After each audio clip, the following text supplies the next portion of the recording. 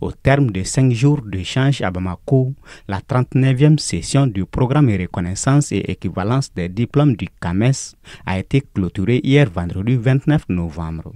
Une session ayant permis de renforcer les compétences des participants et de discuter des enjeux contemporains liés à la qualité dans nos systèmes éducatifs, notamment l'intégration de l'intelligence artificielle dans les processus d'évaluation et d'assurance qualité.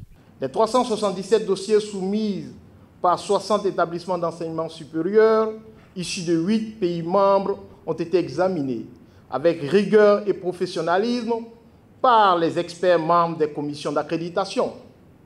Et le palmarès est très éloquent, comme l'a rappelé le président coordonnateur des jurys, avec 94,16% de réussite comme résultat global et surtout 100% de réussite pour les établissements maliens, c'est-à-dire 36 formations sur 36.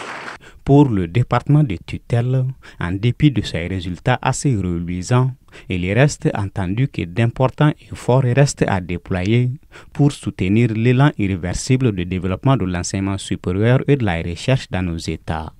Je voudrais vous féliciter pour les résultats remarquables auxquels vous êtes parvenus à l'issue de l'analyse des 377 dossiers soumis à votre appréciation.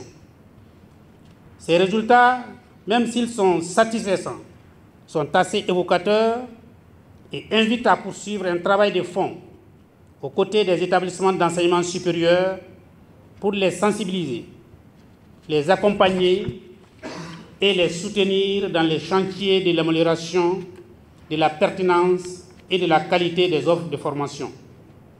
C'est à ce prix que nous réussirons à changer de paradigme pour former des diplômés compétents et compétitifs au service du développement de nos pays.